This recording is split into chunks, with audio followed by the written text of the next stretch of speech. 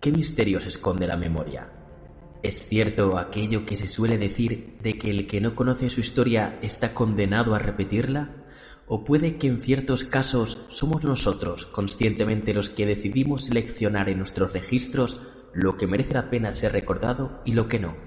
Y si este es el caso, ¿cómo se decide qué o quién merece la pena ser recordado o al menos no pasar al baúl de las historias perdidas? ¿Merece la pena llevar una vida dedicada a la investigación y a recabar datos e investigaciones sin buscar la fama? ¿O es más rentable ser mediático aún sin tener ni la mitad de los logros que en el caso anterior, pero sabiendo que una vez pasados los años serás recordado? Hoy visita de nuevo los estudios de Hombres de Negro Manu Carballal para hablarnos de algunos de estos olvidados del misterio y de alguna manera homenajearles y darles la visibilidad que se merecen.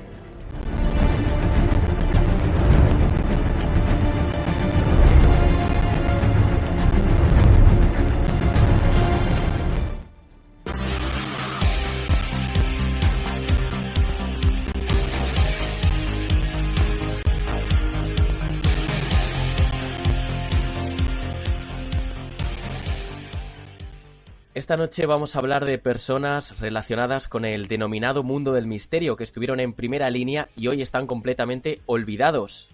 Manu Carballal, bienvenido a Hombres de Negro, ¿qué tal? ¿Qué tal? ¿Cómo estás? Encantadísimo. Pues lo primero que te tengo que preguntar es ¿qué tal estás, ya que vamos avanzando un poquito en esta pandemia? Pues la verdad es que muy bien. Me he concentrado en aprovechar el tiempo, no dedicarme a escuchar música y a ver series de Netflix, sino en escribir. Y prácticamente ya he terminado 3 nuevos libros, 3 nuevos cuadernos de campo desde que empezó la pandemia. Y ya casi tengo preparados el cuaderno 5, 6 y 7. O sea que yo creo que he aprovechado bastante el tiempo. Pero hay algo que echas mucho de menos, creo. Bueno, no sé a qué te refieres, pero yo lo que echo de menos es la carretera, Eso es. poder ver a los testigos cara a cara. Ahora me tengo que dedicar a hacer de puñetero ufólogo de salón y a entrevistar a los testigos por teléfono. He tenido algunas entrevistas muy jugosas, creo que muy reveladoras. Hace unos días, por ejemplo, estuve varias horas charlando con la esposa de Eduardo Pons Prades, que es uno de los conocidos legendarios, ¿no?, de los casos más de moda últimamente. Pero me da mucha rabia lo de no poder verles a la cara. Yo nunca había hecho esto de las encuestas telefónicas y es lo que más echo de menos. Y bueno, en algunas de esas entrevistas telefónicas que has tenido, imagino que haya una segunda parte a la cara, quizás, ¿no? Claro, evidentemente, porque ese es el pacto, ¿no? Tanto con la esposa de Pons Prades como con otros testigos, que hemos acordado, cuando pase todo este follón y podamos vernos en persona, poder hablar. Porque y esta es una discusión en las últimas semanas en un foro que se ha creado nuevo en internet, Anomalys se llama, de ufología, donde hay sobre todo quizá presencia de lo que se ha denominado la ufología científica. Hemos estado discutiendo mucho sobre la ufología de campo y la ufología de gabinete, y yo soy un ferviente defensor de la investigación de campo. No creo en el trabajo exclusivamente de gabinete, y he estado discutiendo mucho tiempo con Vicente Juan Ballester Olmo, Nacho Cabra, bueno, todos los exponentes, ¿no?, de lo que se autodenomina la ufología científica. Y yo creo que el trato directo con el testigo es fundamental. Y te tengo que preguntar, ¿decir mundo del misterio está bien dicho? Bueno, es un significante del que casi todo el mundo entiende el significado. O sea, es una forma de referirse genéricamente al mundo de las anomalías, al mundo de los fenómenos paranormales, al mundo de los ovnis y sinónimos. Sí, yo creo que utilizando el castellano se entiende bien de lo que estamos hablando. Lo que ocurre es que es un concepto muy amplio, porque dentro del mundo del misterio hay testigos, hay divulgadores, hay protagonistas, abducidos, contactados, psíquicos, mediums, videntes, a los que investigar, que son el objeto de estudio. Hay investigadores. O sea, es un concepto muy genérico, muy amplio. Y antes de empezar, tengo que advertir a los oyentes de que vamos a hablar de 15 personas relacionadas con el mundo del misterio, y no están todas las que son, pero sí son todas las que están. Y Manu, ¿tienes algún referente en el mundo de la investigación cuando empezaste? ¿Alguien en quien te fijabas? Andrés Faber-Kaiser. Fíjate, te lo digo sin pensar. Andrés Faber-Kaiser. A pesar de que yo no comparto prácticamente nada de lo que Andreas creía, yo creo que Andreas Faber-Kaiser creo que ha sido el referente, el número uno. Creo que nadie todavía no ha nacido ningún investigador que le llegue a la suela de los zapatos, no por sus conclusiones, sino por su grado de compromiso. Andreas Faber-Kaiser tenía un arrojo, una tenacidad, un valor a la hora de implicarse en cualquier investigación que yo no he visto replicado en nadie. Y Faber-Kaiser, que además de investigador era divulgador, porque él fue quien sacó la gran revista de estos temas antes de que existiese Año Cero, Más Allá, o Enigmas, o Karma 7 incluso, existió Mundo Desconocido, que fue y sigue siendo un referente para todos los investigadores y los interesados en estos temas, pero el grado de compromiso que tenía y de audacia y de valor que tenía Faber-Kaiser cuando se implicaba en una investigación, yo no lo he visto nadie más. Entonces, podías no compartir sus conclusiones, pero desde luego la información que Andreas extraía de cualquier lugar y de cualquier tema y el grado de compromiso a la hora de investigar a mí me parecen absolutamente ejemplares. Ojalá hubiera más Andreas Faber-Kaiser. ¿Cuál es la cualidad de Andreas Faber-Kaiser que harías tuya? No, no, ninguna. Yo no le llevo a la suela de los zapatos, por Dios. No, no, para nada. Ya me gustaría a mí. No, yo creo que Andreas es, como todos los referentes, un modelo a intentar imitar, aunque nunca lo consigas, aunque no seas capaz de llegar a su altura, ¿no? Pero Andreas Faber-Kaiser, por ponerte un ejemplo, cuando se puso a investigar las conspiraciones, él se metió con el tema del aceite de colza, que mucha gente no lo recordará, pero los que tengan una cierta edad sí recordarán aquel drama, fue el coronavirus de los años 80 y 90, si no recuerdo mal, y Andreas escribió un libro demoledor, Pacto de Silencio, en el que defendía la tesis de la conspiración, pero que llegó a ser utilizado como prueba judicial en el macrojuicio del aceite de la colza. Y un libro no entra como prueba judicial como en un proceso judicial si no tiene una base lo suficientemente sólida. Cuando Andreas Faber-Kaiser, por ejemplo, se puso a investigar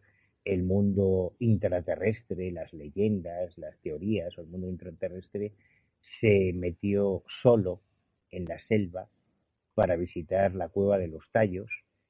Estuvo a punto de perder la vida, de hecho lo más probable cuando inició ese viaje es que lo hubiesen matado, porque un tío blanco metido en medio de la selva en América tiene todas las papeletas para no volver a salir.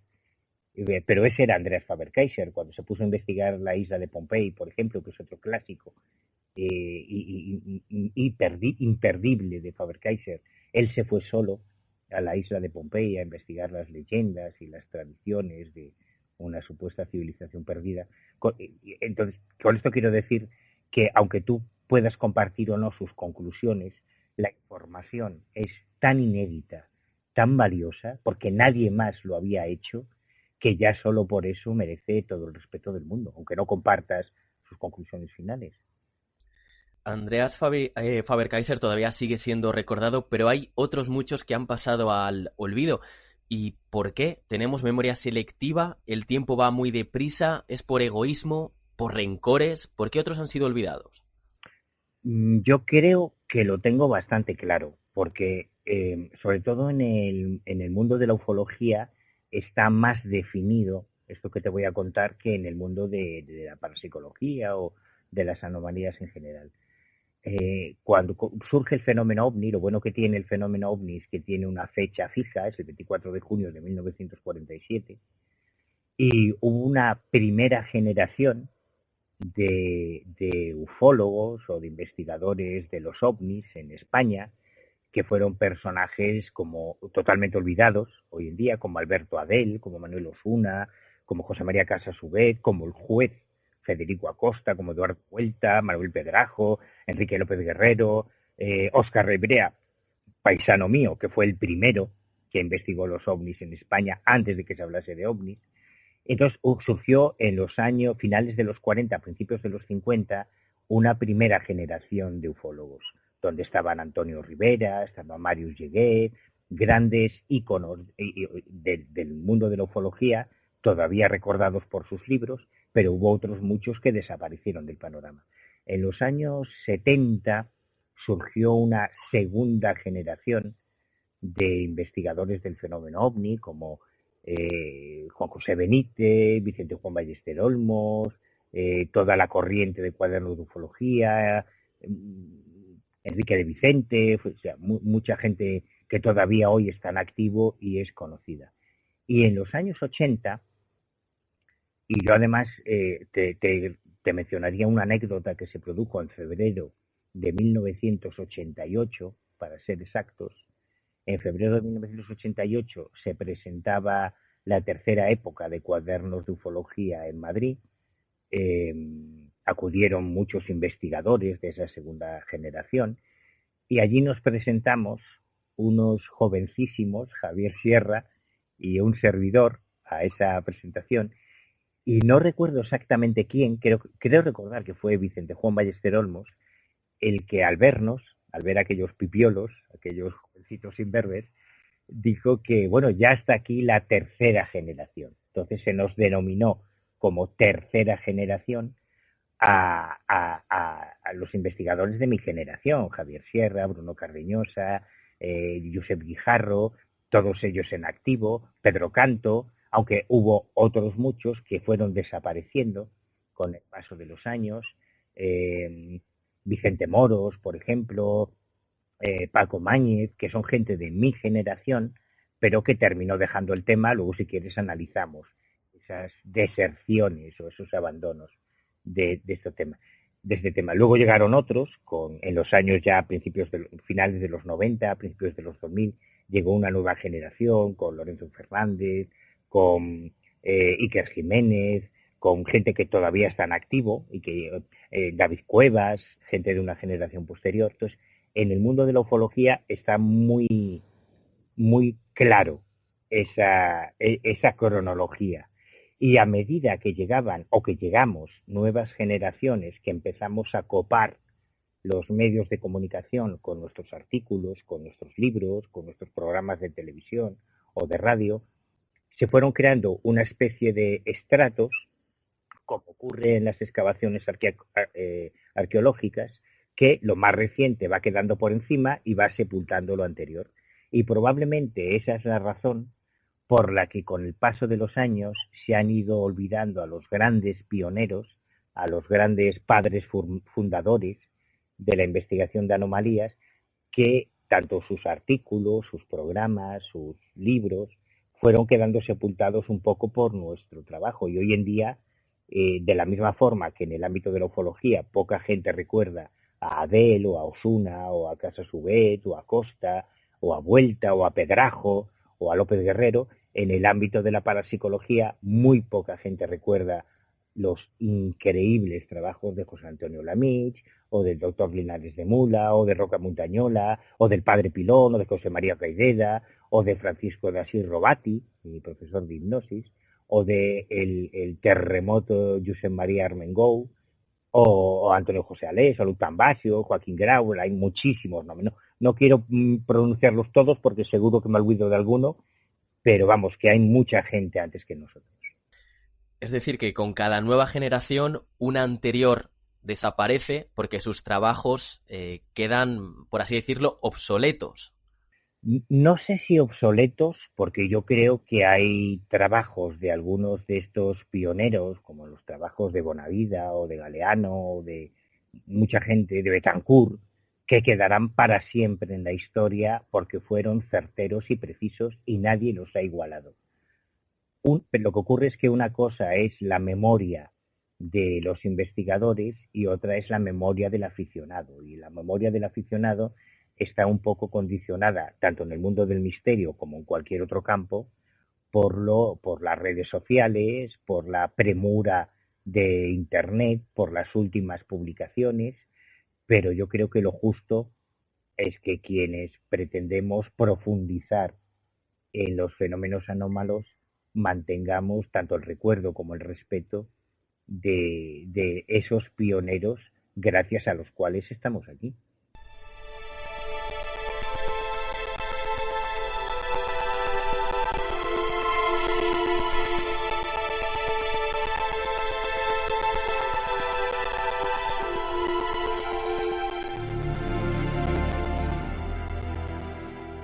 Y vamos a hacer un repaso por 15 personajes relacionados con el mundo del misterio, 15 personas que más o menos hemos ordenado alfabéticamente. Y nuestra primera parada es Alejandro Viñati, que falleció en el año 1983, argentino, y que estuvo relacionado con Andreas Faber-Kaiser.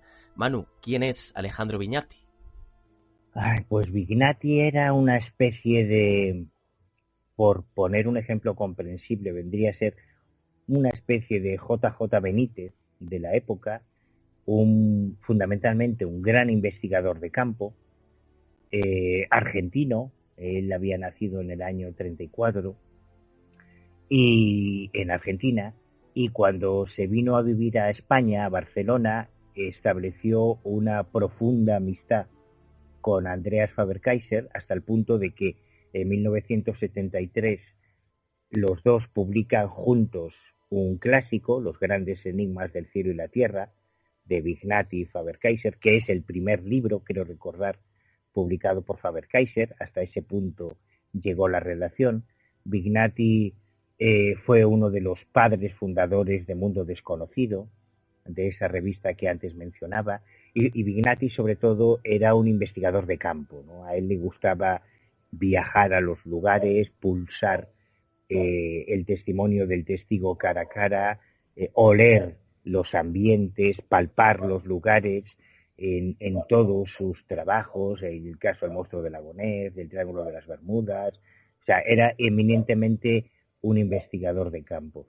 Vignati es de los que yo no pude conocer personalmente, porque Alejandro Vignati falleció en unas circunstancias un poco extrañas en Caracas en 1983, precisamente cuando estaba en plena investigación. Yo me imagino que estaría interesado en la montaña de Sorte, que es la meca, la capital del chamanismo mundial. La montaña de Sorte es un lugar en Venezuela donde se pueden ver los rituales de brujería y de chamanismo más espectaculares y más sangrantes que se pueden ver en ningún lugar del mundo, creo yo. Incluso más que los de Haití o más que los de Cuba o más que los del África Negra. Lo que ocurre en Sorte es realmente sorprendente.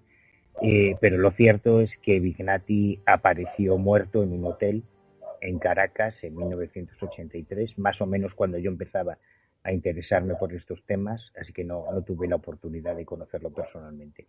Después sí intenté en Venezuela acceder al informe policial sobre su asesinato, sobre su fallecimiento, pero no hubo manera porque Caracas es un desastre de organización, la administración de Venezuela es muy compleja y fracasé en todos mis empeños. Pero es uno de esos nombres que de alguna manera, tanto a través de su relación con Faber-Kaiser como de todos los libros que publicó, que aproximadamente publicó una decena de libros, que es su legado, ¿no? Es lo que nos queda. Yo creo que es un tipo para tener presente, y hace de hecho 1 o 2 años publicamos en El Ojo Crítico una memoria sobre Andreas Faber-Kaiser para que los nuevos aficionados por lo menos tengan la referencia de quién fue Vignati. ¿Y por qué crees que ha sido olvidado? No creo que haya ninguna teoría conspiranoica ni ninguna intención. Creo que simplemente han ido surgiendo otros nombres que han ido copando las publicaciones especializadas en los medios de comunicación, y con el paso del tiempo la mayor parte de los aficionados han olvidado que existió un Alejandro Vignati, ¿no? Han llegado otros nombres que han copado el protagonismo en el mundo del misterio, pero no creo que haya ninguna mala intención. Y vamos a continuar con el doctor Alfredo Bonavida, al que antes has nombrado. Wow, Bonavida fue una de las grandes bajas del mundo del misterio, porque paradójicamente, a pesar de que Bonavida nunca formó parte intrínsecamente de la comunidad de investigadores, por supuesto, nunca tuvo nada que ver con la divulgación. Además, es un ejemplo muy interesante de esa diferencia que yo hago entre investigadores y divulgadores. Bonavida nunca fue un divulgador. Él sobre lo único que ha divulgado era sobre su especialidad científica. Él publicó un tratado de audiología que todavía sigue siendo un referente en el mundo de la sonografía. Pero Bonavida era uno de esos científicos con mayúsculas. Él era doctor en ciencias físicas, fue profesor de física en la Universidad Autónoma de Barcelona, era perito judicial de la policía en casos en los que había que peritar grabaciones de audio de terroristas, de secuestradores. Fue uno de los responsables, por ejemplo, Bonavida, de todo el sistema de megafonía en los Juegos Olímpicos de Barcelona. O sea, estamos hablando de un científico con mayúsculas, ¿no? Que falleció en 2011, si no recuerdo mal, cuando tenía unos 90 años de edad, pero que a pesar de ser un científico con mayúsculas, un físico con mayúsculas, siempre estuvo abierto al mundo de lo paranormal. Y Alfredo Bonavida fue uno de los peritos que se utilizó, por ejemplo, en casos de grabaciones de supuestos ovnis.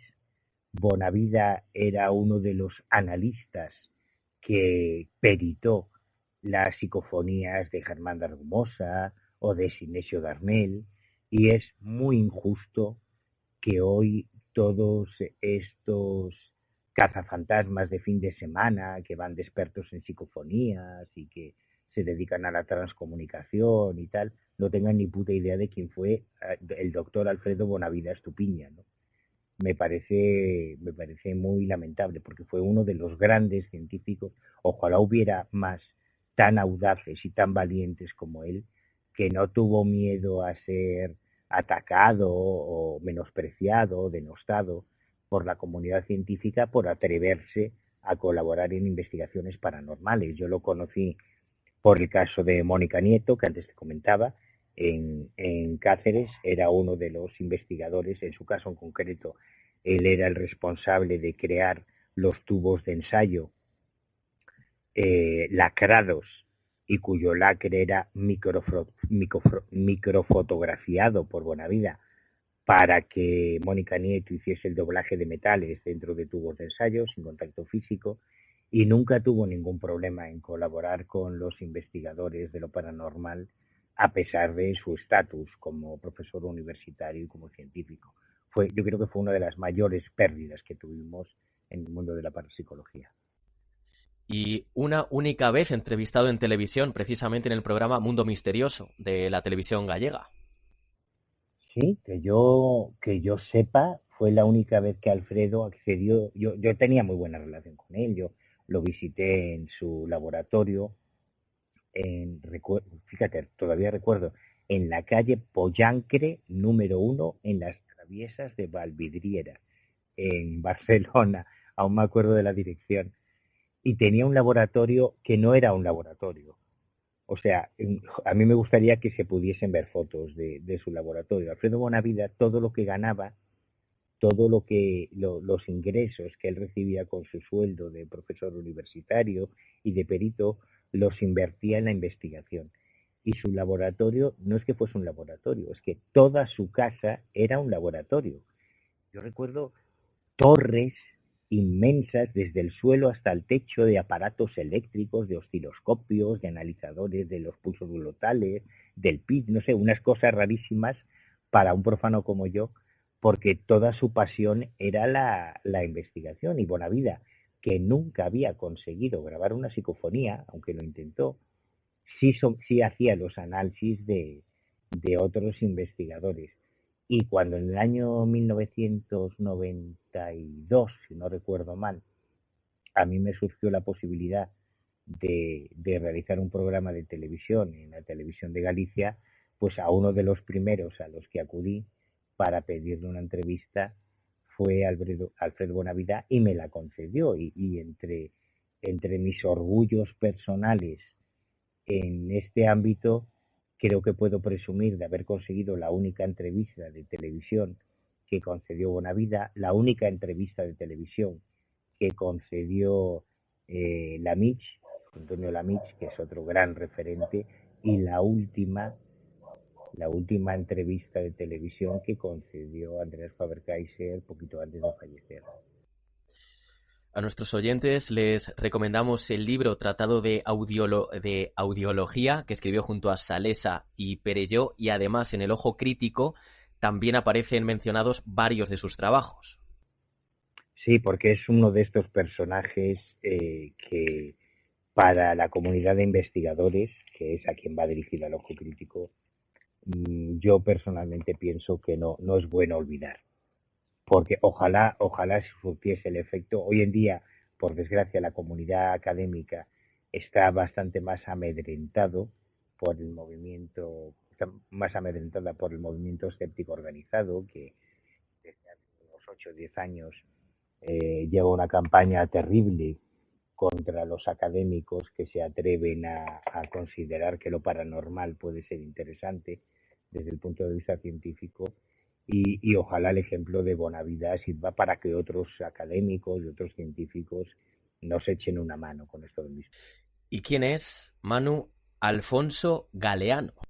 Bueno, Galeano es otro de los grandes olvidados. Tuvo un cierto protagonismo en los años 90 cuando surgió la transcomunicación instrumental, que digamos que es, por entendernos, un paso más allá de las psicofonías. Todo el mundo conoce las psicofonías, es un tema que sigue estando muy de moda hoy en día, pero en los años 90, a raíz de algunas publicaciones en Europa y en el caso de España, fundamentalmente por los trabajos del sacerdote francés François Brun por un lado y en Canarias del grupo Más Allá por otro, se dio un paso más cuando las psicofonías, que supuestamente son grabaciones de voces de origen paranormal, dio el salto al vídeo. Y entonces ya empezamos a hablar de imágenes de vídeo de presunto origen paranormal, lo que la mayoría de los aficionados interpretaron como las imágenes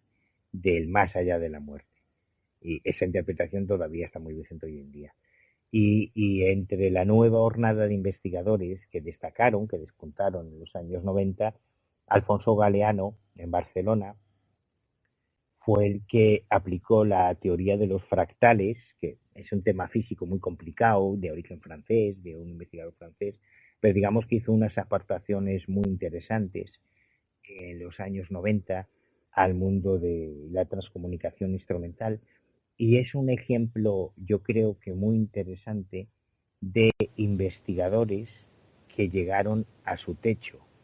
Quiero decir, la sensación que yo tengo con Galeano, al que sí tuve la oportunidad de conocer personalmente, es que llegó un momento en que se vieron abocados a la desidia porque nadie tenía en cuenta sus trabajos, ¿no? Que solían ser bastante críticos. De hecho, Galeano fue uno de los responsables de revelar los abundantes fraudes que existían en el mundo de la transcomunicación instrumental, lo que supuso un duro mazazo a esa disciplina en el ámbito del misterio, con un artículo memorable que publicó en su día con otros investigadores y terminó tirando la toalla y abandonando totalmente el mundo de las anomalías, como hicieron otros grandes investigadores.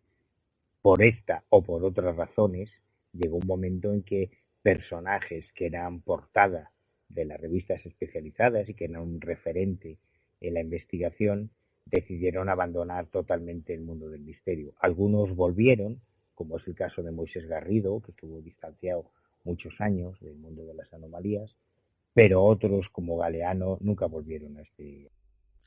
Galeano que por lo tanto aparece en ese boom de las psicoimágenes en la década de los 90 y que hastiado o saturado se acabó apartando y nadie lo ha rescatado del olvido después.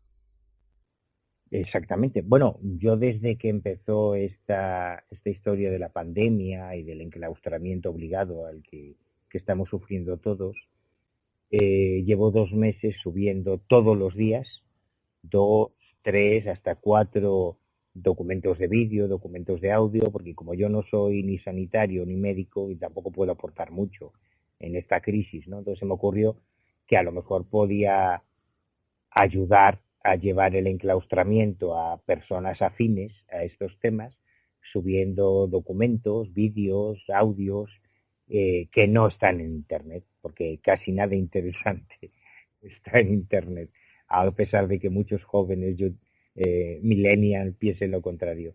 Y desde que empezó la pandemia yo estoy subiendo vídeos y audios de viejas entrevistas, de viejos programas, y alguna de las que he subido precisamente, y yo creo que además influyó en que hoy, en este momento, tú y yo estemos hablando de esto, alguna entrevista a Alfonso Galeano. Así que, por lo menos, ahora sí se puede encontrar alguna entrevista a Galeano en Internet.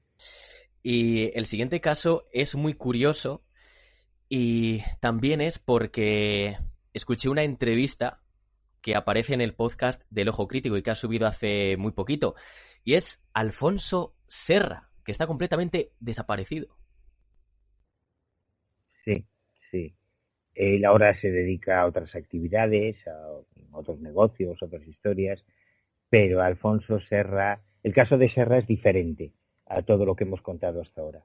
Alfonso Serra Gallego fue un investigador muy activo en el mundo en este caso en el mundo del ocultismo, en el mundo de las sectas, en el mundo del hermetismo, del satanismo. En los años 80 y 90 llegó a publicar, si no recuerdo mal, por lo menos una colección que se llamaba Misterios Ocultos en Protusa, de la que salieron como mínimo 3 volúmenes con sus investigaciones. Pero en los años 90 Serra abandonó el mundo del misterio, yo me atrevería a decir que por miedo. Es un caso bastante paradigmático de un investigador que se encuentra con un tema que le desborda, que en su caso fue la Orden Illuminati, liderada por el gran maestre Gabriel López de Rojas, una de las logias o sectas satánicas más influyentes de la historia del satanismo en España. La Orden Illuminati llegó a tener cientos de miembros en más de 20 países y Serra fue uno de los arietes de los primeros espadas a la hora de investigar la Orden Illuminati. Es cuando yo le conocí, en los 90 en Barcelona, pero se vio tan abrumado por la investigación, como muchos de nosotros, sufrimos amenazas, recibíamos anónimos, nos decían que nos iban a matar, bueno, fue un tema bastante desagradable, y en el caso de Serra, que tenía familia y que tenía responsabilidades, finalmente optó por apartarse totalmente del mundo del misterio y desaparecer, como en el Triángulo de las Bermudas, apareció totalmente del mundo de las anomalías, no sin antes ser uno de los 3 firmantes de la denuncia que hizo que Gabriel López de Rojas se convirtiese en el primer líder de una secta satánica española que entró en la cárcel. Serra, junto con Miguel Aracil y con una pareja que publicaba un boletín, una revista esotérica en los 90 en Barcelona, fueron los 3 denunciantes que hicieron que la judicatura admitiese a trámite un procedimiento contra Gabriel López de Rojas, que terminó con el gran maestre de la Orden Illuminati ingresando en la prisión modelo de Barcelona y consiguiendo la primera condena judicial contra un satanista en la historia de España. Pero a partir de eso Serra desapareció. Hizo un último servicio. Sí, es una forma de verlo. Justo hace un mes, en el podcast del Ojo Crítico, subiste esa entrevista a Alfonso Galeano hablando de psicofonías y transcomunicación instrumental, y también en el programa Mundo Misterioso, una de 15 minutos a Alfonso Serra hablando de los libros prohibidos, donde además tú ya le dices que se cuide las espaldas. Sí, porque yo lo vi, vamos, yo lo viví desde el principio. Cuando yo empecé a investigar, ya lo comentamos en su día tú y yo, cuando hablamos del cuaderno de campo número 2, que es Cultos Satánicos, donde yo cuento mi investigación del mundo del satanismo y de las sectas satánicas en España.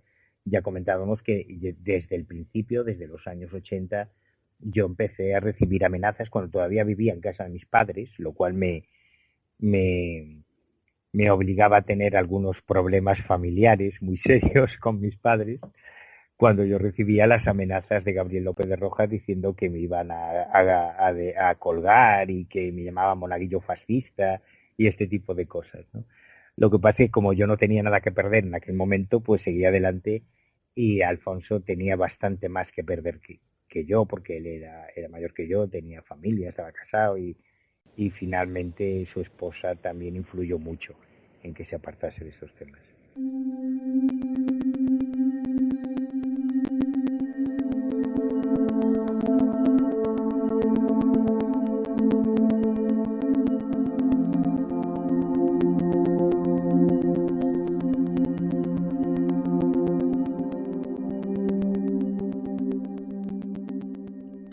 ¿Y quién es el doctor José Álvarez López?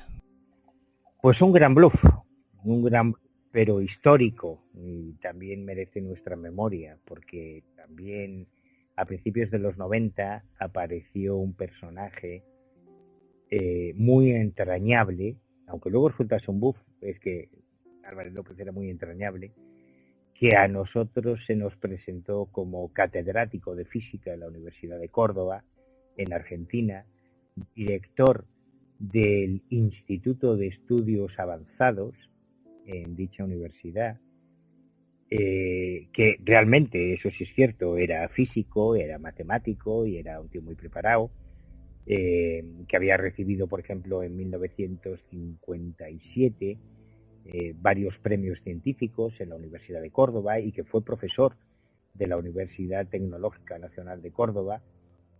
Eso sí es cierto, aunque no fuese catedrático, pero que a todos nosotros, cuando apareció en España, nos flipó, porque él aseguraba conocer cómo se habían construido las pirámides, y había desarrollado una hipótesis sobre el sistema de propulsión de los ovnis, que era una de las grandes incógnitas que a muchos nos obsesionaba en los años 80 y 90, hasta tal punto que llegó a ser uno de los ponentes cuando en 1992, con José Benítez, organizó el curso de verano en la Universidad Complutense sobre ovnis, que nunca se ha repetido, un curso de verano sobre ufología universitario en la Complutense.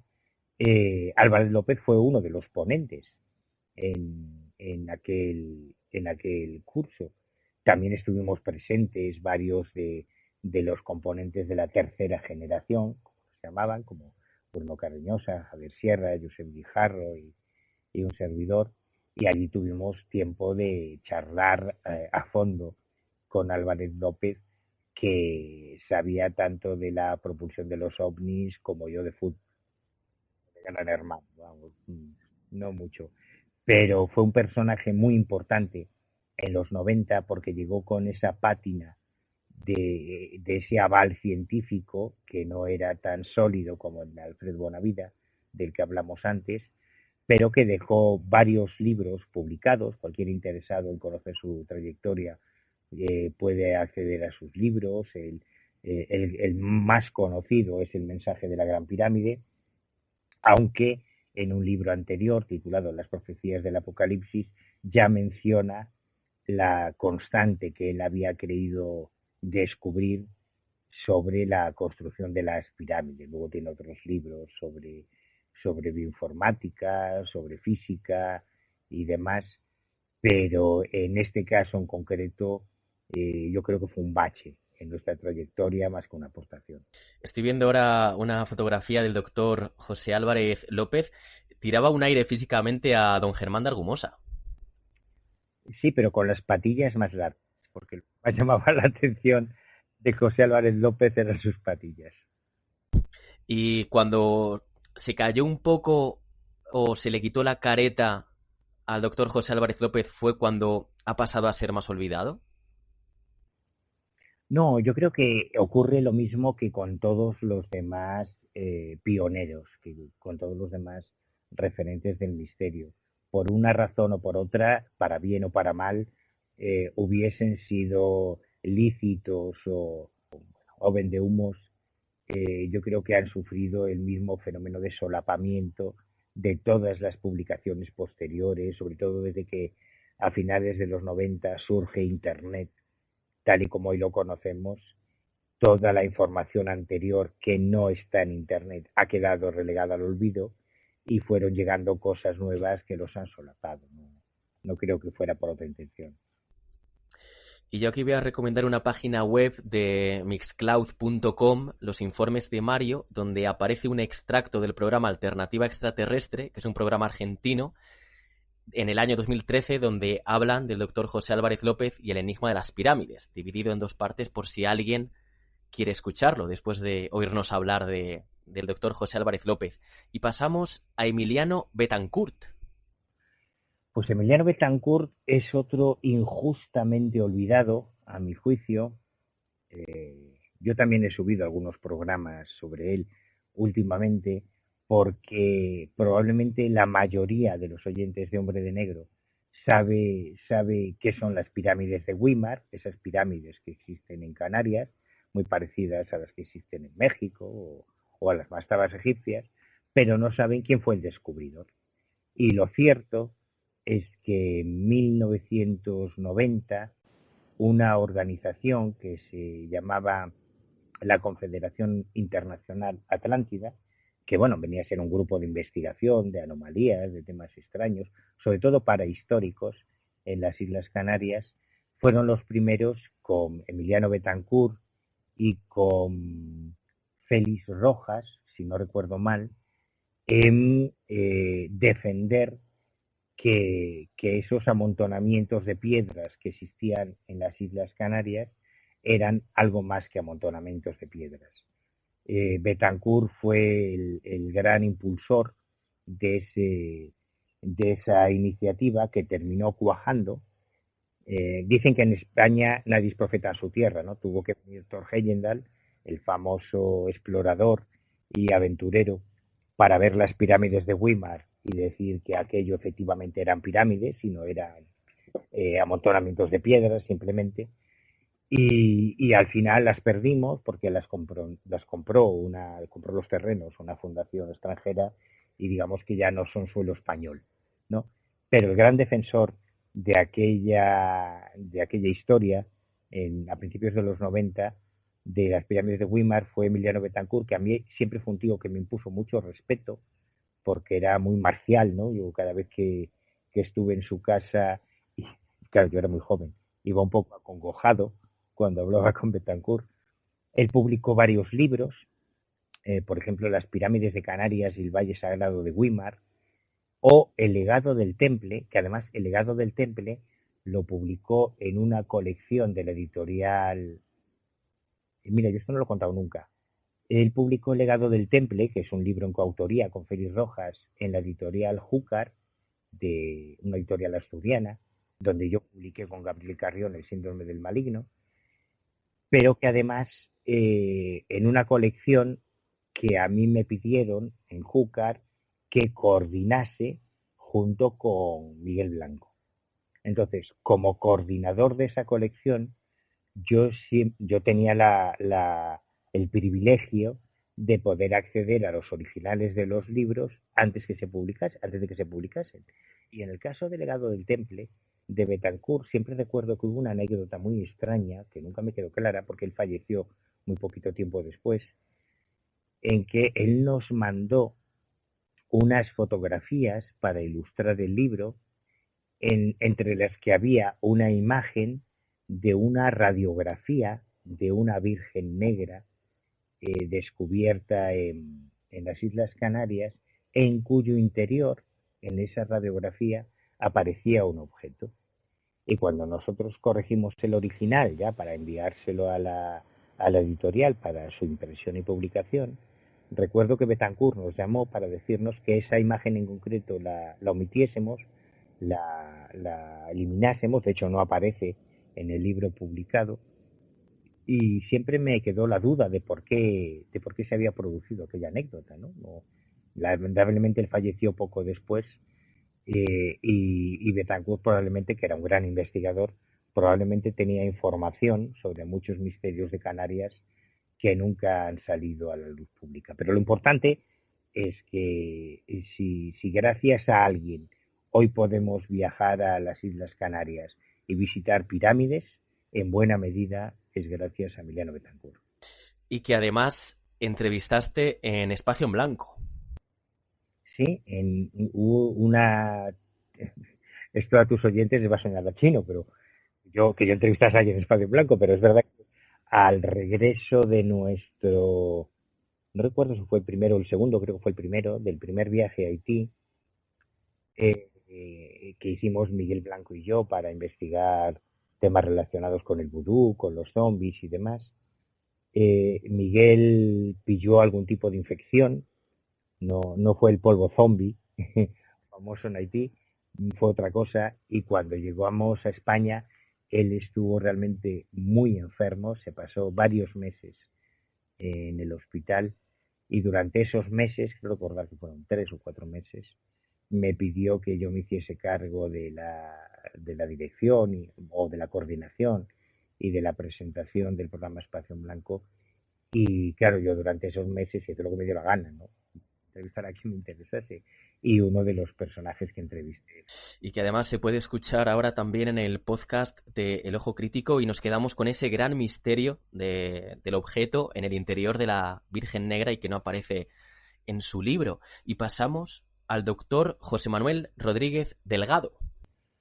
Bueno, José Manuel Rodríguez Delgado es un referente en el ámbito científico. Probablemente muchos oyentes sabrán de quién estamos hablando, porque él fue un célebre fisiólogo que se hizo muy famoso en los años 60 por haber experimentado con el implante de receptores de radio en el cerebro, tanto de monos como de otros animales. Él estaba convencido de que se podía modelar la voluntad y la actitud de los seres humanos o de cualquier ser vivo a través de impulsos eléctricos que podían ser generados exógenamente, y hay por ahí, seguro que si la gente busca en YouTube, hay un vídeo muy famoso de su gran experimento que consistió en meter un implante a un toro, a un miura, y salir a una plaza de toros solo con un mando a distancia, sin muleta, sin capote, solo con un mando a distancia. Y las imágenes son muy espectaculares porque cuando ese toro arremete contra el doctor Rodríguez Delgado, él solo tenía que apretar un botón para que se enviase un estímulo eléctrico al cerebro de ese toro, a un receptor que estaba conectado con las partes del cerebro asociadas a la agresividad y a la violencia, y de repente ese toro se convertía en una vaquita mansa, ¿no? Esas imágenes son muy famosas. Lo que descubrimos tiempo después es que el doctor Rodríguez Delgado fue uno de los científicos que trabajó para la CIA en el siniestro proyecto MK Ultra. Pero a pesar de eso, el doctor Rodríguez Delgado, yo solo puedo decir cosas buenas de él, porque siempre fue muy amable para quienes veníamos de la escuela más heterodoxa. Él nunca tuvo problema en asistir a programas de radio, a programas de televisión, en escribir sobre temas relacionados con la parapsicología, con el mundo de lo paranormal, y eso siempre fue una audacia para cualquier académico oficial, ¿no? Para cualquier profesor universitario. Por lo tanto, yo siempre estaré agradecido. Rodrigo Delgado fue uno de los que participó, por ejemplo, en el programa Mundo Misterioso en Radio Voz, que realizábamos Bruno Cardeñosa, Ana Cumplido y yo, con Clara Taoce, bueno, con mucha otra gente, ¿no?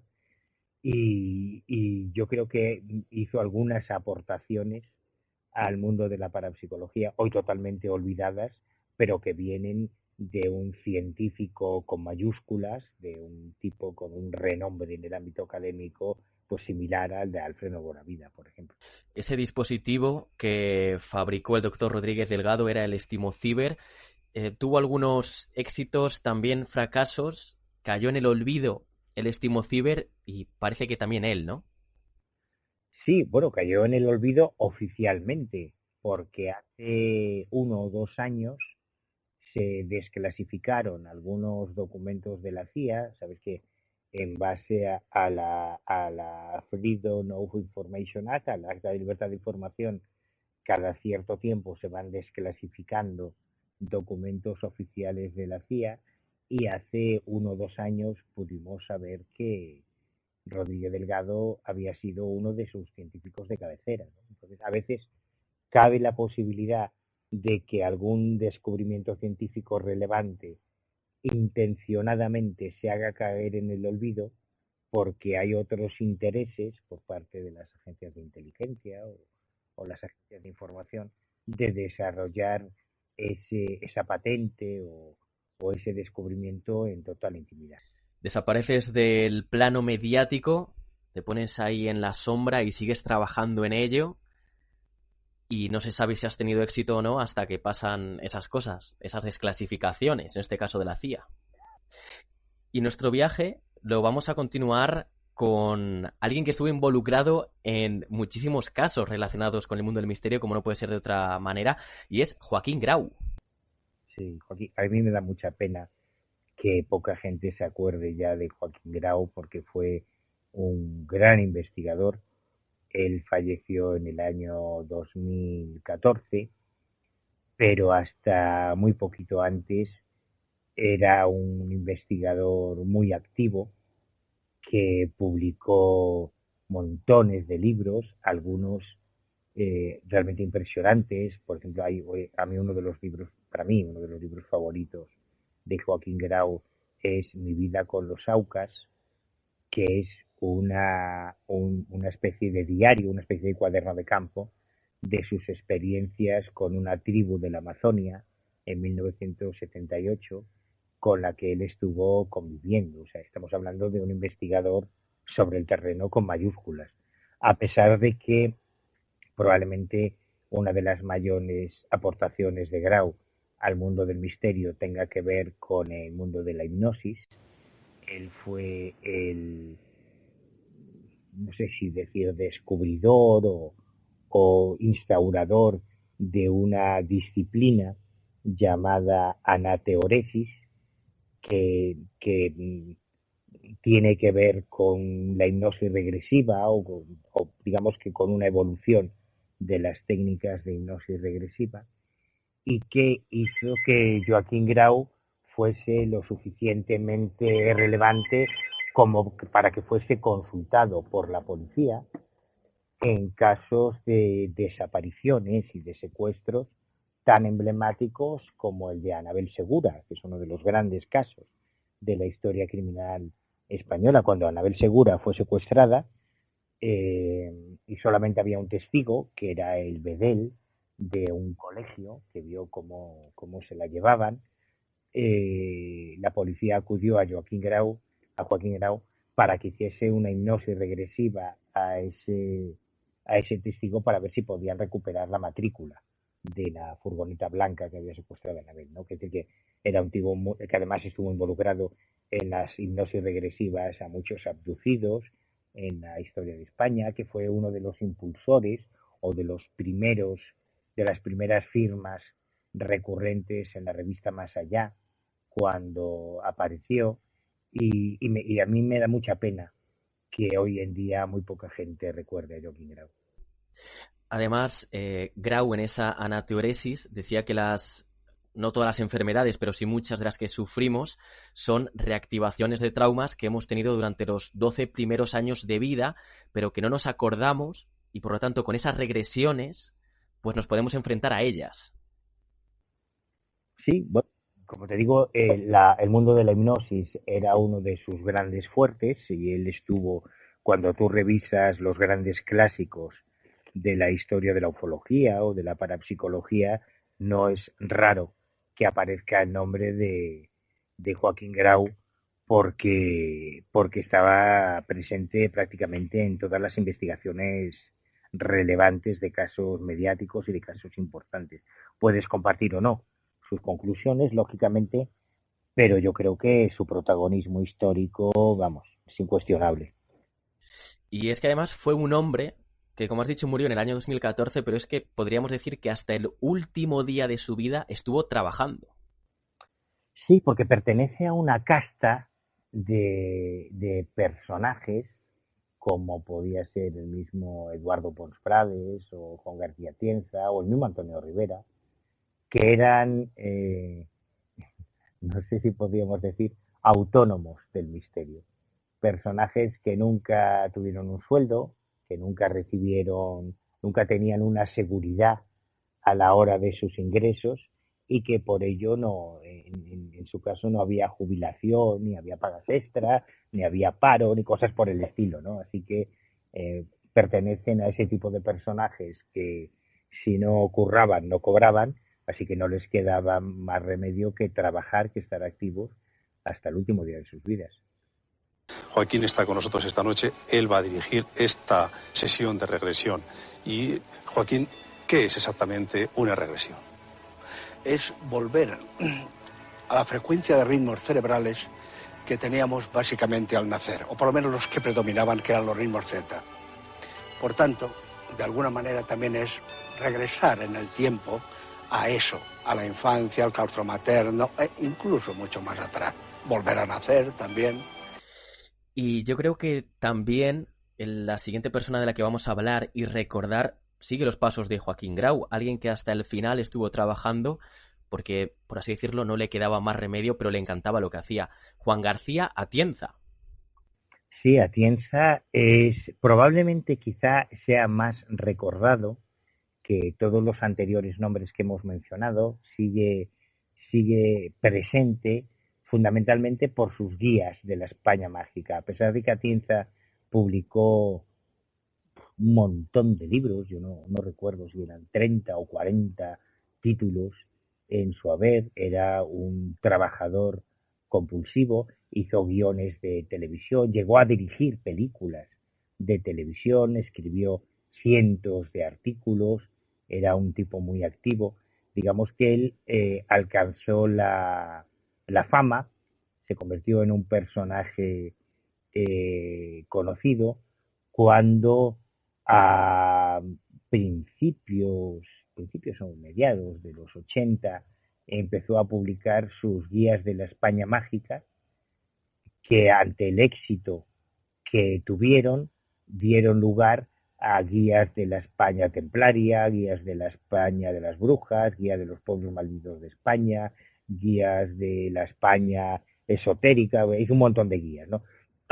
Toda la moda que se popularizó después y que se mantiene hasta nuestros días de las guías tiene su origen en García Atienza, que también era otro tipo que a mí yo tuve la oportunidad de entrevistarlo unas cuantas veces y también era uno de estos tipos que te imponía mucho respeto, porque era un tío muy serio, muy, en fin, a mí me imponía bastante respeto cada vez que lo entrevistaba, pero es alguien que escribió sobre ovnis, que escribió sobre parapsicología, que tenía un importante protagonismo en algunos de los casos más emblemáticos de la historia del misterio en España, porque, por ejemplo, cuando Eduardo Pons Prades, un historiador anarquista y libertario, fue abducido, a la primera persona del planeta a la que le contó su experiencia fue a García Atienza, en una carta que le envió y que además está reproducida en su libro El mensaje de otros mundos.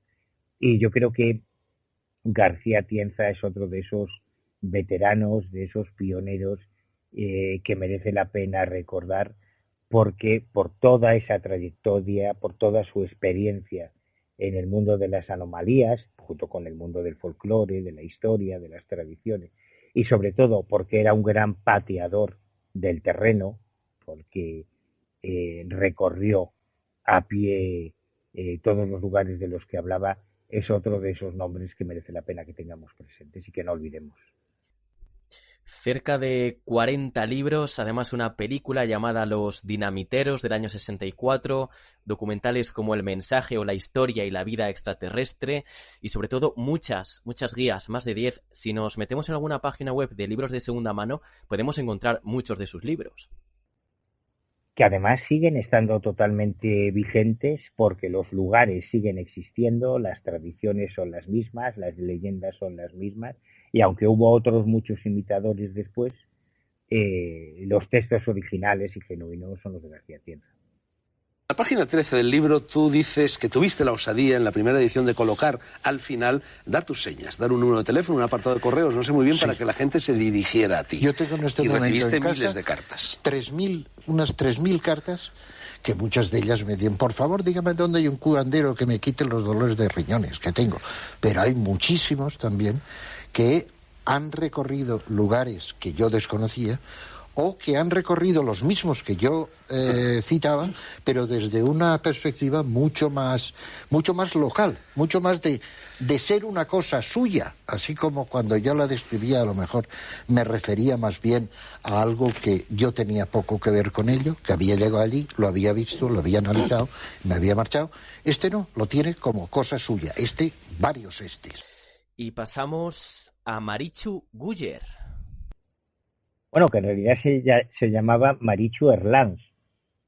Marichu Erlanz Mainz. Guller es el apellido de su marido, de un suizo con el que se casó en los años 40 o 50, no recuerdo, pero Marichu es recordada en el mundo del misterio como la bruja buena de Ulick, porque en 1950 y tantos, a mediados de los 50, ella antes había tenido su consulta en Pamplona, pero a principios o mediados de los 50 se traslada con su marido al Monte Ulía, en San Sebastián, a un caserío enorme, que es donde yo tuve la suerte de conocerla, poquito antes de fallecer. Ella murió en 1993, y es un personaje que yo creo que nos influyó a todos los que tuvimos la suerte de conocerla. A Benítez, a JJ Benítez, también le influyó mucho. De hecho,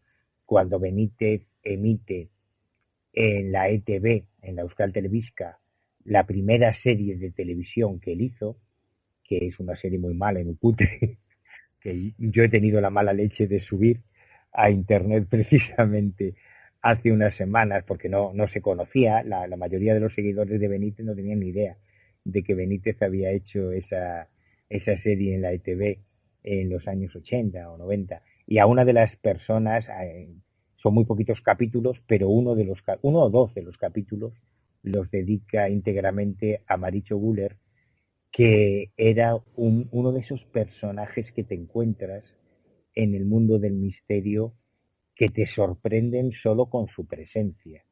Marichu vivió la Guerra Civil Española, ella entonces era profesora, había estudiado magisterio, después se metió en el mundo de la grafología, del ocultismo, de la cartomancia y de la evidencia, porque ella aseguraba tener unas capacidades extrasensoriales desde su más tierna infancia. Ella, por ejemplo, recuerdo que hablaba de las personas de colores. Ella decía que había colores diferentes en las distintas personas, algo que se interpretó después como que ella veía el aura, ¿no? Y que ese aura eran los colores a los que ella se refería.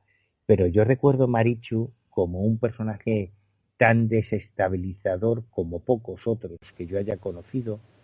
A mí me recordaba un poco al Marqués Diego de Araciel, que es otro gran olvidado en el mundo del misterio. El Marqués Diego de Araciel fue un vidente, el vidente de los famosos, el vidente de la JET en los años 70 y 80. Yo lo conocí porque fue digamos que el mentor de mi mentora, fue el maestro de mi maestra en el mundo del ocultismo y del hermetismo y del esoterismo. Mi maestra, mi mentora fue Josefa Losada, Cassandra, más conocida como Cassandra, que fue a su vez discípula del Marqués Diego de Araciel. Y Diego de Araciel era un tío que a ti, como Marichu, que cuando tú estabas ante él, te daba la impresión de que estaba, por decirlo de alguna manera y con todos los matices que queráis ponerle, te daba la impresión de que estaba en dos mundos a la vez. O sea, estaba hablando contigo y de repente no terminaba una frase porque se quedaban como oídos, ¿no? Como si estuviesen percibiendo algo invisible que estaba a tu alrededor, como si estuviesen recibiendo una información que nadie más podía recibir y que por eso eran bastante inquietantes, ¿no? Hablar con Marichu o hablar con Diego de Araciel te causaban esa sensación. Marichu formalmente no dejó ningún texto escrito, aparentemente, no firmó ningún libro, pero nos dejó 3 tarots diseñados por ella, el tarot esotérico, el tarot mítico vasco y el tarot de Euskal Herria, que también son libros para quienes son capaces de leerlos. Ese ha sido su legado. Y estoy leyendo ahora porque JJ Benítez la entrevistó en el año 1986 a Marichu y hablan de unos grimorios, una especie de grimorios que ella en ese momento dice que acababa de patentar en Suiza y que estaban anotados en docenas de libretas de viejo hule, pero no ha quedado nada de eso, ¿no? No, porque su marido, que era el suizo, falleció mucho antes que ella, el marido sí que se llamaba Guller, y ella al final vivió un poco en los dos mundos, en España y en Suiza, y es posible que en Suiza sí exista ese legado, pero en España, de lo que yo tengo constancia, no ha quedado nada de eso. Además de esa entrevista de Benítez, hay 2 programas que hizo Michel Casas, que es otro gran olvidado, por desgracia, a pesar de que hace unos días un común amigo lo entrevistó en un programa de radio, recuperando un poco su memoria, porque Michel Casas fue el director y presentador de un programa en la Euskal Telebisca, cuando no se hablaba de estos temas ni en la Euskal Telebisca ni en nada. Es que además en la historia de la televisión es muy interesante cómo hay un proceso muy definido hasta finales de los 80, en que existían programas como los de Fernando Jiménez del Oso, que todos conocemos, que eran programas en los que se trataba el mundo del misterio, por lo menos con cierto respeto. En los años 90 surgió una nueva forma de tratar el mundo del misterio, que es la que protagonizaba Pepe Navarro con el Mississippi, o Jorge Arús con sus debates encarnizados entre creyentes y escépticos, o Javier Sardá en Crónicas Marcianas, con la misma irreverencia y la misma mofa a todo este mundo. Y luego ya en los 2000, gracias, hay que reconocerlo, a personajes como Iker Jiménez, volvió a recuperarse un poco ese respeto, o por menos esa objetividad a la hora de tratar estos temas. Pero Michel Casas fue uno de los rara avis que en los años 90 hizo un programa respetuoso con el mundo del misterio, y por lo menos que yo recuerde, en 2 ocasiones entrevistó a Marichu, y son documentos de referencia para quien quiera acercarse a su figura. Y ahora que casi estamos llegando al final, no nos hemos olvidado de uno de los pioneros, Marius Jaget. Sí, es muy triste también su caso, porque es otro de los grandes olvidados, a pesar de que tiene también 30 y tantos libros publicados. Fue uno de los padres de la ufología en España, cuando en los años 50 comienza a materializarse en nuestro país el interés por el fenómeno que entonces se denominaba de los platillos volantes. El acrónimo OVNI llegó mucho después. Surgieron unos pioneros como Oscar Ribrea, como Eduardo Vuelta, como Manuel Osuna, como Antonio Rivera y como Marius Lleguet, que fue uno de los primeros impulsores de la ufología en nuestro país. En 1947 él era uno de los fundadores de la Asociación Astronómica ASTER y posteriormente fue uno de los fundadores del Centro de Estudios Interplanetarios, que probablemente ha sido la organización de investigación OVNI más influyente de la historia de España. También fue uno de los fundadores de la revista Karma 7, que fue la revista pionera de estos temas. Antes que Más Allá, Año Cero, Espacio y Tiempo, existió Karma 7. Y yo tuve la suerte de conocerle personalmente muy poquito antes de fallecer en un congreso de ufología organizado precisamente por Karma 7. Y Marius Lleguet, fíjate, antes hablábamos de los casos de Alfonso Serra o de Galeano, que se apartaron de estos temas. Marius Lleguet estuvo muchos años apartado del mundo del misterio y de la ufología por un trauma, porque en 1972 se produce un caso terrible, el primer caso de suicidio de dos contactados en España, mucho antes de Heaven's Gate o de todos estos suicidios que ha habido últimamente, ¿no? En 1972, José Félix Rodríguez Montero y Joan Turballés, dos jóvenes, por lo menos Joan Turo era muy joven, investigadores de Tarrasa, se quitaron la vida, se fueron a la vía del tren, pusieron la cabeza en el raíl y fueron decapitados por un tren, dejando una nota que decía: los extraterrestres nos llaman.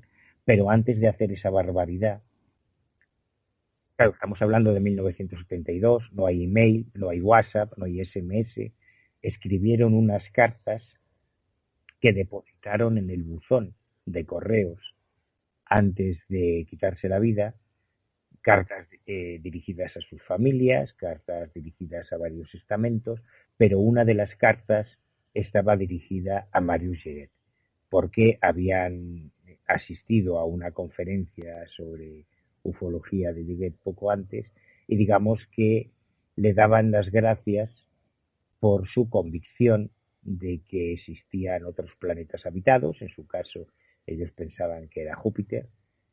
Y claro, tú imagínate, unos días después de que se publique la noticia en toda la prensa nacional de que dos personas se han suicidado por su devoción a los platillos volantes. De hecho, la película Platillos Volantes está inspirada en el caso de los suicidas de Tarrasa. Pues tú imagínate que unos días después de que aparezca en toda la prensa la noticia, tú recibes en tu casa, llega el cartero y te trae una carta de uno de los suicidas, dándote las gracias por, en cierta manera, por haberles dado el valor de desprenderse del cuerpo físico para poder viajar en espíritu a Júpiter. Aquello fue un shock terrible para Marius Lleguet, que se distanció del mundo de la ufología y del misterio durante muchos años a causa de este caso.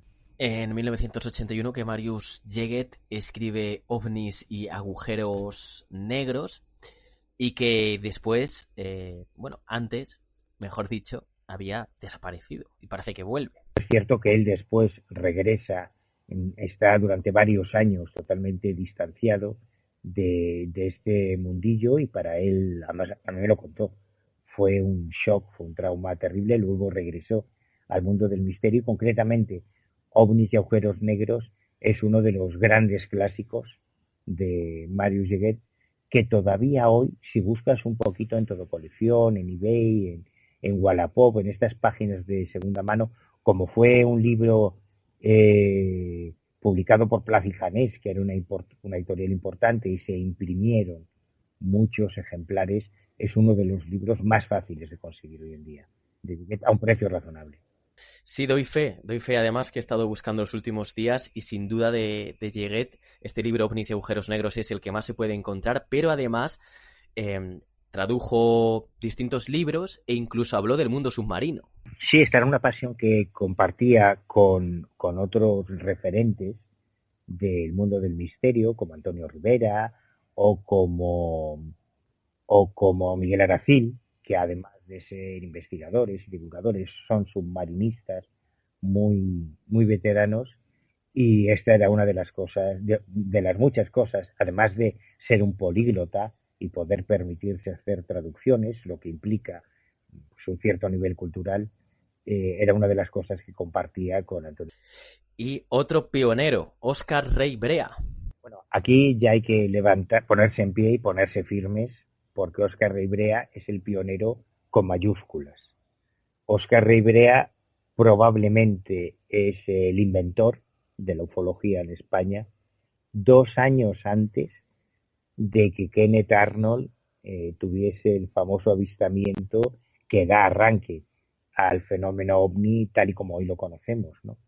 Porque Óscar Rey Brea, al que la comunidad ufológica española le puso el alias de El Gallego Sabio, porque era un tipo con una gran formación científica, aunque él era radiosondista en el Observatorio Meteorológico de La Coruña. Óscar Rey Brea, siendo solo un adolescente, se escapó de casa creo que tenía 17 o 18 años, porque él nació en el 23. Sí, pues yo creo que era menor de edad cuando se escapó de casa en plena Segunda Guerra Mundial para alistarse como voluntario a la División Azul, que fueron los voluntarios españoles que en la Segunda Guerra Mundial se aliaron a los alemanes para luchar contra los comunistas en el frente ruso, que era el frente más duro de todos. Hubo miles de voluntarios españoles en esa División Azul que viajaron a frentes como el de Stalingrado para luchar contra los soviéticos, y uno de ellos era Óscar Rey Brea. Y estando allí en 1943, si no recuerdo mal, estuvo 2 años en el frente ruso.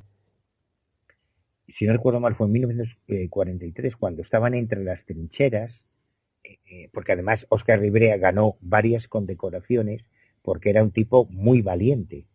Era un tío que utilizaban como correo entre los distintos frentes. Él cogía su moto y esquivando las balas. Claro, esto parece de película, pero esto ocurrió en la vida real. Y este tío era un tío de película, pero es de quien estamos hablando. El tío se metía en las líneas enemigas para transmitir mensajes entre los distintos frentes, por ello fue condecorado, y estando en una de las trincheras en el año 43, varios compañeros comentaron que habían visto un objeto aéreo extraño. Estamos hablando de 1943, 4 años antes del caso Arnold, ¿eh? Nadie hablaba de platillos volantes, ni de ovnis, ni de nada. Pero él se quedó con aquella historia. Al final interpretaron que quizá aquel artefacto extraño que habían visto sus compañeros de la División Azul tal vez fuera una de las armas secretas que estaba desarrollando el Tercer Reich y la Luftwaffe, como las bombas volantes, las V1, las V2, y que quizá fuera alguno de aquellos aparatos raros que estaban diseñando los alemanes. Pero él se quedó con eso en la memoria y en agosto, si no recuerdo mal, en agosto de 1945, cuando él ya está de vuelta en España, en La Coruña, sus padres, su padre y su madre, llegan un día a casa muy excitados y le comentan que han visto un fenómeno aéreo extraño en el cielo. Y entonces, en 1945, 2 años antes del caso Arnold, Óscar Rey Brea, como el americano Charles Ford, comenzó, en base a esos 2 incidentes, él pensó, a lo mejor lo que han visto mis padres en los cielos de La Coruña es lo mismo que vieron mis compañeros de la División Azul en el frente soviético. Y entonces, repito, como Charles Ford, empezó a recopilar en un viejo dietario que yo tuve la suerte de tener entre mis manos todos los casos de fenómenos aéreos extraños, de fenómenos aéreos anómalos que llegaban a su conocimiento. Empezó a recopilar noticias en la prensa, a encuestar testigos, fue un activo investigador de campo. Y cuando muchos años después Antonio Rivera publica El gran enigma de los platillos volantes, para entonces Óscar Rey Brea ya llevaba recogidos cientos de casos de ovnis que además le permitieron llegar a conclusiones. Él, además de publicar sobre ovnis, publicó sobre ciencia, sobre mareas, sobre astronomía. Repito que era un tío muy, muy formado en el campo de la ciencia.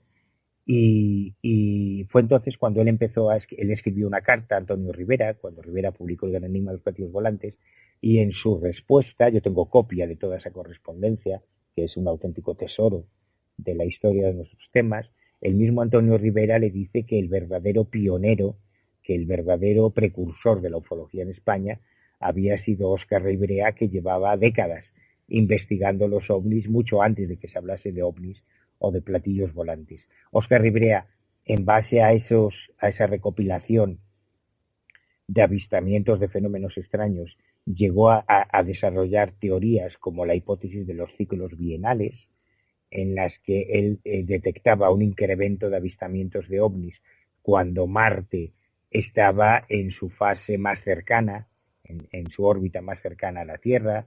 Óscar Ribrea fue el primero, y esto sí es histórico, a principios de los años 70, Óscar Ribrea publicó en la revista Standec un informe sobre el caso de San José de Valderas, de Humo, en el que no solo fue el primero en afirmar que el caso de San José de Valderas y todo el asunto Humo era un fraude, sino que además fue el primero en apuntar a un responsable, en señalar a un responsable de ese gran fraude, que fue José Luis Jordán Peña, mucho antes de que todos los demás fuésemos conscientes de su autoría, ¿no?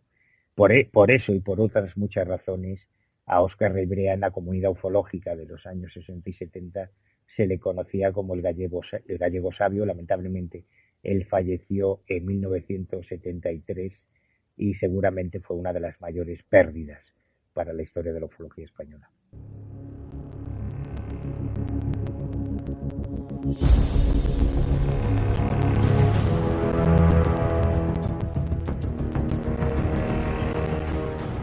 Falleció con solo 50 años el gallego sabio y es el gran olvidado de la ufología española, pero no solo española, me atrevería a decir que mundial. Pues estamos hablando del año 43 y del año 45. Absolutamente. Y sus aportaciones, vuelvo a insistir, las comportamos o no, él fue uno de los encuestadores de algunos casos clásicos de la historia de la ufología, como el encuentro cercano en el frente de Guadalajara, de Guadalajara en plena guerra civil. Él fue el que localizó al testigo, sus aportaciones sobre Humo, sobre las oleadas. O sea, es muy triste que muchos aficionados a la ufología de las nuevas generaciones no tengan ni puñetera idea de quién fue Óscar Ribrea. ¿Y eso es por los estratos de los que antes hablabas? ¿O quizás tenga algo que ver con su pasado militar? Muy buena pregunta. Pues la verdad es que no sabría qué decirte. Es posible que haya un poco de ambas cosas. Evidentemente, la historia pesa sobre el pasado y las nuevas aportaciones van sepultando las anteriores, pero el hecho de que Óscar Ribrea formase parte de una página de la historia de España muy incómoda, y más ahora que tenemos un gobierno socialista y de izquierda, ¿no? Pero bueno, siempre ha sido así. Parece que alguien hubiese sido voluntario de la División Azul y hubiese luchado codo con los nazis, con todas las letras, esto podemos decirlo, porque fue así. Parece que eso es un estigma importante. Pero a mí como no me interesa la política, yo prefiero dejar de lado las ideologías de unos y de otros y quedarme con las aportaciones que hicieron al mundo del misterio y particularmente del fenómeno ovni, que en el caso de Óscar Ribrea fueron muchas. Y ahí está nuestro recuerdo a este pionero de la ufología mundial y quedaría para un programa entero o varios programas con todo lo que hizo, sus artículos en los años 50, en los años 60, esas reuniones en los 70, el Aferumo, como has dicho antes. Y pasamos a alguien que creo que conoces bien, Paco Máñez. Oh, muy bien, don Francisco Máñez. Otra baja terrible. Pocas personas, creo yo, aportaron tanto en tan poco tiempo y luego desaparecieron. El caso de Mañez, como el de Galeano, probablemente se debe a la incomprensión y a la desidia de sus contemporáneos, pero Paco Mañez apareció en el mundo del misterio a finales de los 80, principios de los 90, en la organización AVIPO, que era la Asociación Valenciana de Investigación Parapsicológica y OVNI, o ovniológica, no recuerdo, que en aquel momento dirigía otro gran amigo, Vicente Moros, que Vicente Moros fue otro de los que dejó el mundo del misterio. Su caso es muy interesante porque él es muy interesante. Vicente Moros descubrió el mundo de la solidaridad desde el mundo del misterio y al final tomó partido por el primero. Vicente fue de los primeros, cuando yo en 1992, si no recuerdo mal, organicé el primer congreso benéfico. Ahora está muy de moda esto de los congresos benéficos, hay muchos, pero en su día a mí se me ocurrió organizar un congreso de temas de misterio, pero íntegramente dedicado a recaudar fondos para una asociación benéfica. En aquel caso fue para la Ciudad de los Muchachos, Agarimo. Y a partir de entonces, otros colegas, como Vicente, empezaron a organizar eventos relacionados con el mundo de la ufología, de la parapsicología, pero destinados a recaudar fondos para un fin benéfico. Y cuando Vicente lideraba AVIPO, aparece un investigador de raza, incansable, una auténtica anomalía en el mundo de la investigación, que fue Paco Mañez.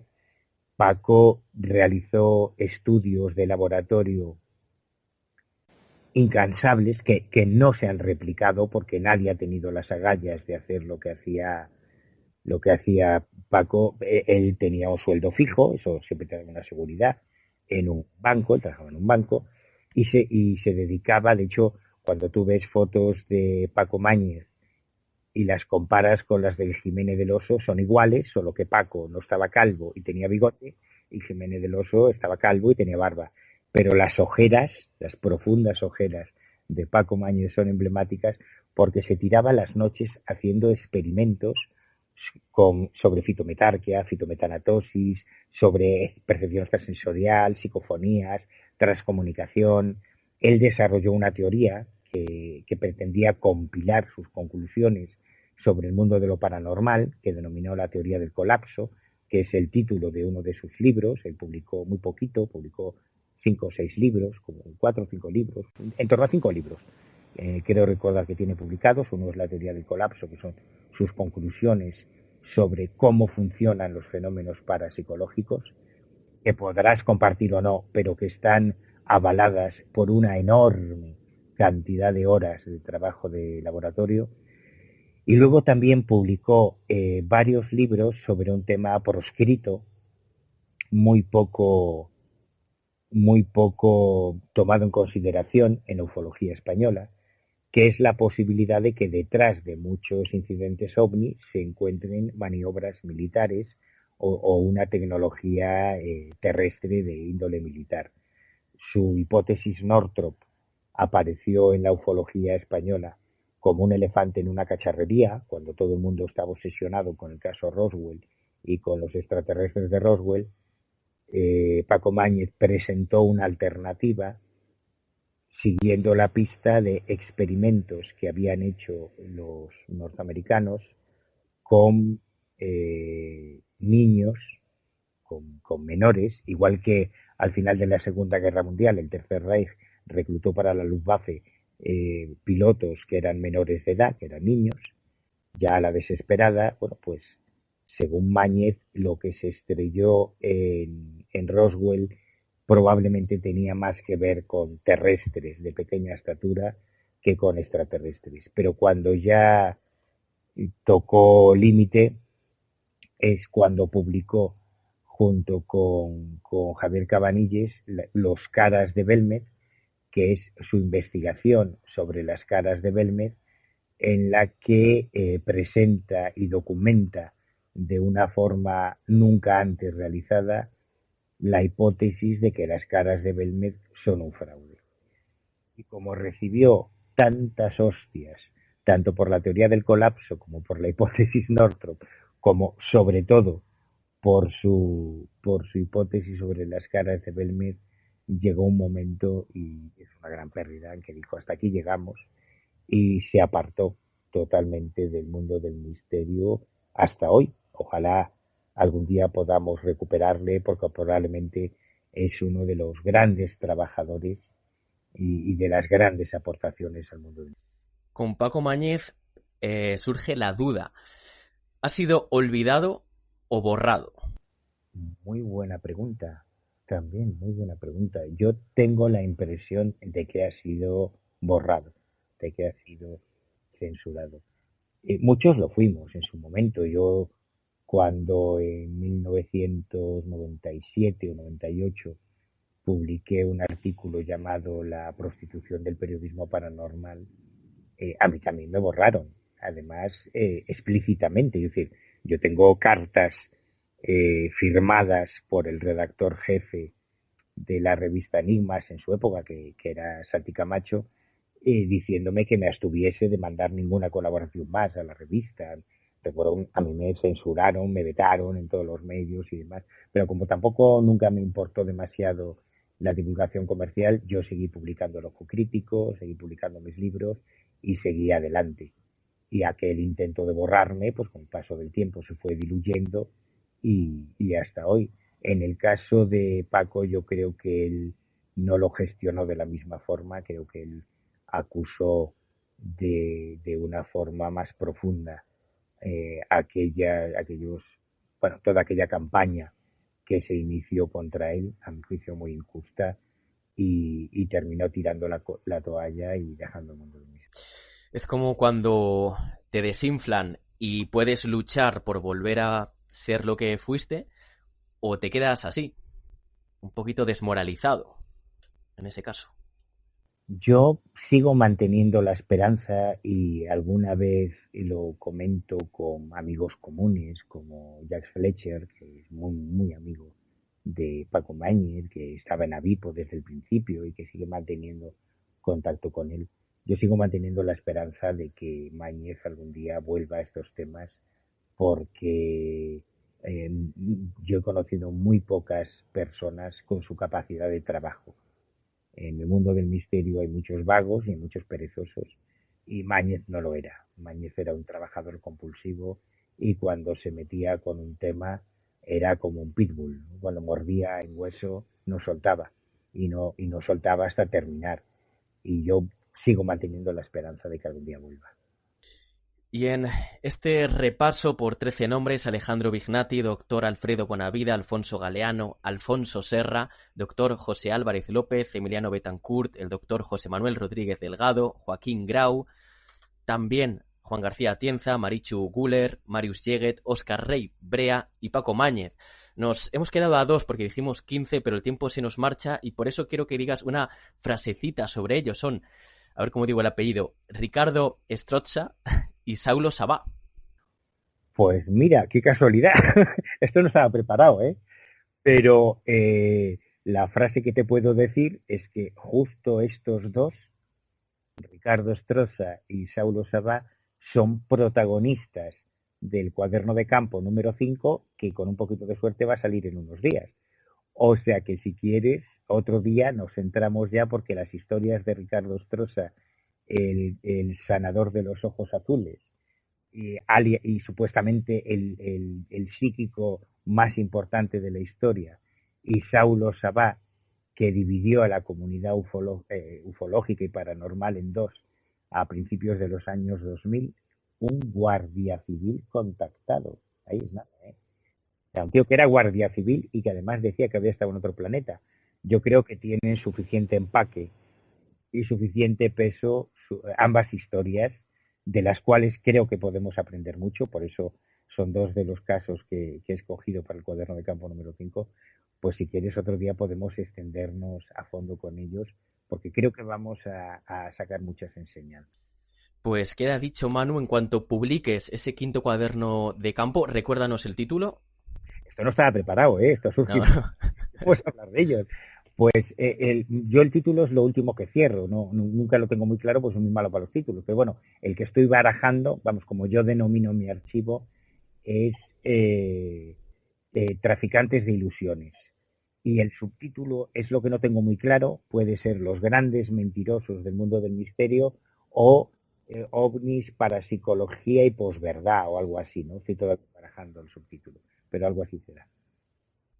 Pues ahí está nuestro recuerdo por los 13 nombres o las 13 personas que han contribuido al mundo del misterio de una manera u otra y que a día de hoy están olvidados o borrados, y nos quedamos sin el tintero Ricardo Estrocha y Saulo Sabá para hablar en cuanto salga Traficante de Ilusiones. De momento, título provisional. Manu, ha sido todo un placer poder aprender más sobre estos pioneros. Y simplemente excusar porque no hemos hablado de Lamich, ni de Linares de Mula, ni de Montañola, ni de Pilón, Caidega, Robati, Armengou, Tambasio, Osuna, Casasubet, Acosta, quedan muchísimos, ¿no?